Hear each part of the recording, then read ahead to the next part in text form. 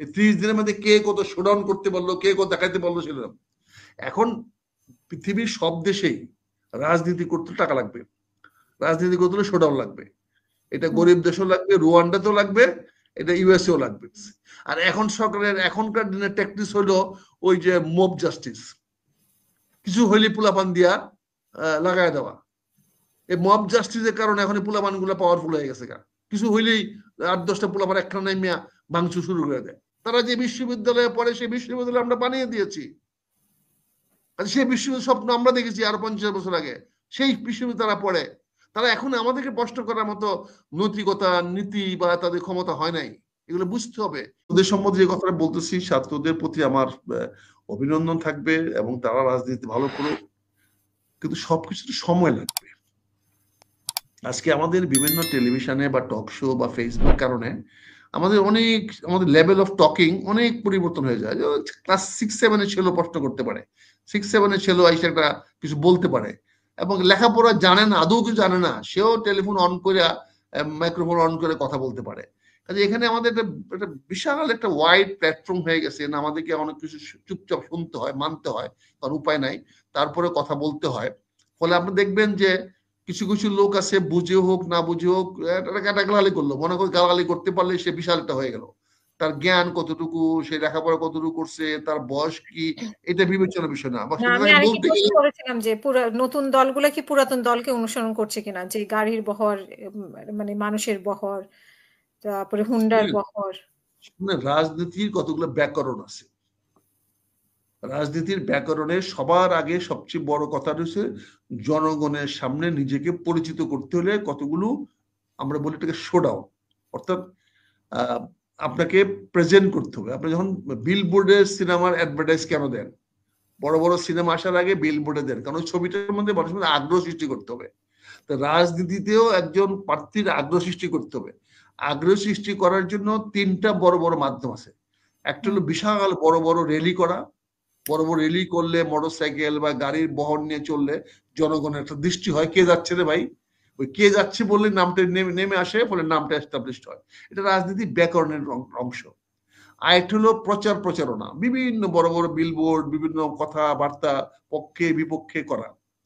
রাজনীতিতে তো কোনো রাজনীতিতে কোনো জ্ঞান, গরিমা, বুদ্ধি নিয়ে কেউ করে না। তাহলে তো 40 বছরের রেকর্ড দেখে মানুষ ভোট দিত। মানুষ সে ভোট দেয় না। মানুষ নির্বাচনে 15 দিন, 20 দিন, 21 দিন, 30 দিনের রোজ নামসা দেখে ভোট দেয়। এই 30 দিনের মধ্যে কে কত শোডাউন করতে পারলো, কে কত দেখাইতে পারলো সেরকম। এখন পৃথিবীর সব দেশেই রাজনীতি করতে টাকা লাগবে, রাজনীতি করতে হলে শোডাউন লাগবে। এটা গরিব দেশও লাগবে, রুয়ান্ডাতেও লাগবে, এটা ইউএসএও লাগবে, বাংলাদেশেও লাগবেই।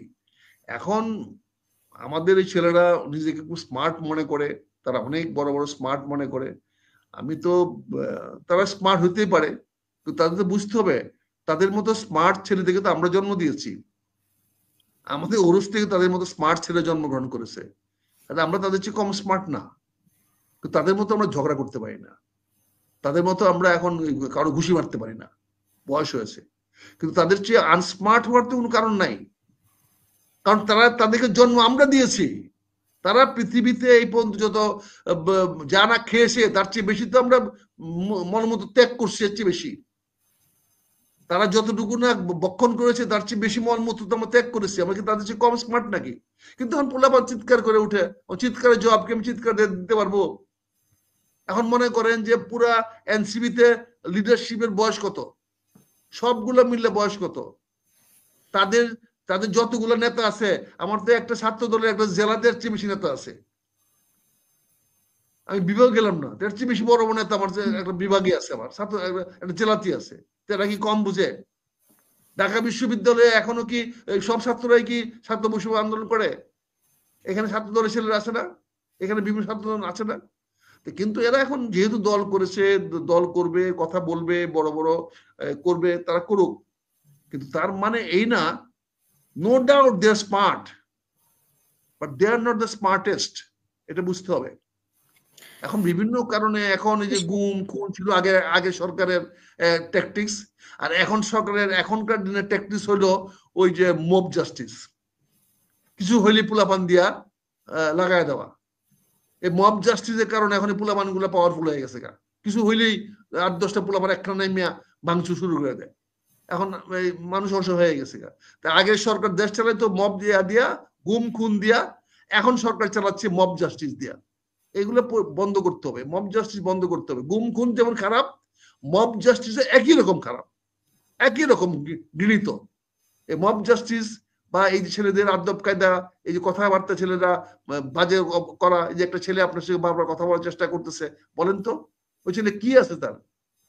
কিন্তু হয়তো অনেক কিছু আছে আমরা জানি না, কিন্তু হয়তো বা এখন ওর জায়গা থেকে হয়তো বা ওর জায়গাতে কতটুকু জায়গা, ওর কতটুকু জায়গা, ওর জায়গা থেকে তো ওর রাইট আছে প্রশ্ন করার। শুনে ওর কতটুকু জায়গা, ওর কতটুকু জায়গা, ও আয়তনটা কতটুকু তার, আওয়ামী লীগের সময় তো এটাই সমস্যা ছিল, এগুলো মাথায় তুলেন না, এগুলো মাথায় তুলে বলতে পারতো না, এখন তো সবাই কথা বলতে পারে।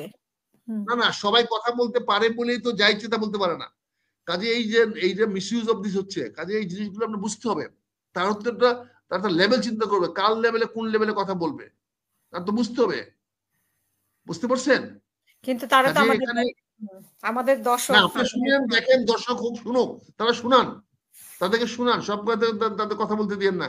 কার কথা বললে কে কথা বলে সেটা আপনি ম্যানেজ করেন, আসেন আপা, বুঝতে পারছেন না? চিন্তা করে দিয়েন আপনারা, এগুলো দিয়েন না আপনারা। অবশ্যই দর্শকদের মাঝে মাঝে সুযোগ দিতেই হবে।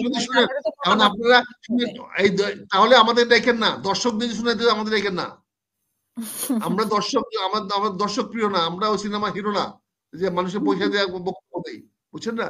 যদি দর্শক দরকার পড়ে দর্শক নিয়ে এসে আমাদের দেখেন না, কিন্তু আমাদেরকে ডাকলে ওদের কথা শুনতে হবে, আমাদের কথা শুনতে হবে, পালন করুক বা না করুক, আমরা তাদের কথা শুনবো না, তাদের জবাব দিব না, তাদের কাছে আমরা জবাবদিহি করবো না, তাদের কাছে আমরা জবাবদিহি করার জন্য আমরা টেলিভিশন টক শো করতে আসি না, বুঝতে পারছেন? আমরা এই দেশে তো, এই দেশটা তো আমরা তৈরি করে দিয়েছি রে ভাই, এই দেশে তো অন্য দেশে তো বাস করি না, বুঝতে পারছেন না?